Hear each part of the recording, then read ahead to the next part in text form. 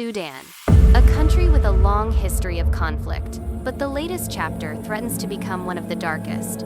In the western region of Darfur, the city of Fasher has become the site of a horrifying massacre, a turning point in a war that has already cost thousands of lives, displaced millions, and left the world looking the other way. To understand what's happening now, we must go back. In the early 2000s, the Darfur region was the scene of a genocide-scale conflict. Arab-backed Janjaweed militias attacked non-Arab tribes such as the Fur, Masalit, and Zagawa, resulting in an estimated 200,000 to 300,000 civilian deaths.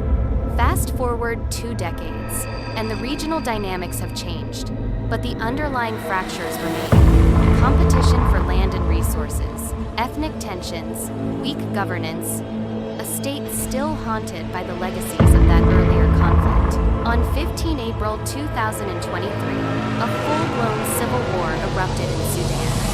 The regular army, the Sudanese Armed Forces, SAF, led by General Abdel Fattah al-Burhan, clashed with the paramilitary Rapid Support Forces, RSF, led by General Mohammed Hamdan Dagalo, also known as humanitarian.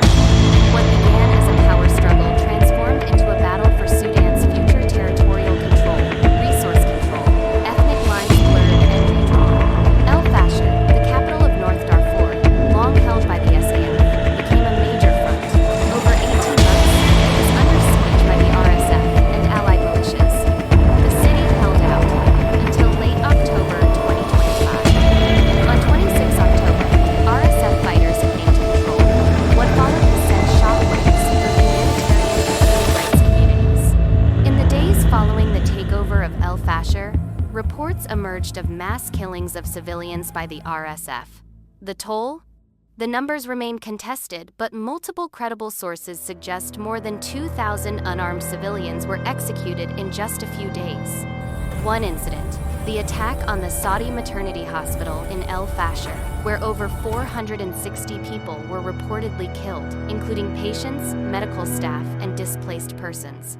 The research lab at Yale Humanitarian Research Lab used satellite imagery and found clusters of objects consistent with human bodies and red discoloration on the ground signals of mass killing.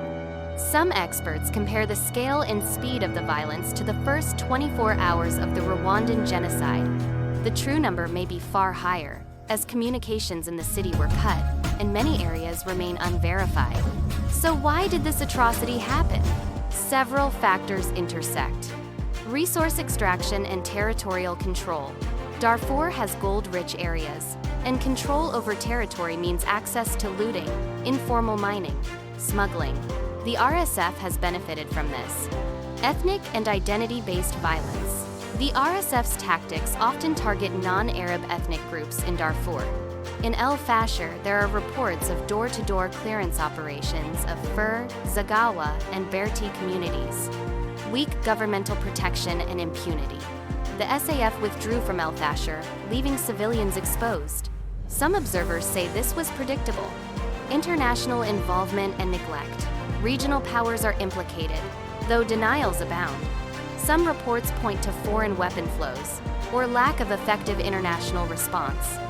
Media blackout and siege conditions. The RSF imposed communications blackouts in Fasher, hampering outside verification. Civilians were cut off from humanitarian access. What can we do? Demand independent investigations into the massacres and hold perpetrators accountable. Raise awareness, share information, support credible journalism, amplify voices of survivors. Pressure governments and international bodies to deliver humanitarian aid, establish safe corridors, and enforce arms embargoes. Support organizations on the ground, helping displaced civilians and survivors of violence. The story of Fasher must not become just another tragic statistic. Instead, it should become a turning point for justice, accountability, and renewed global action.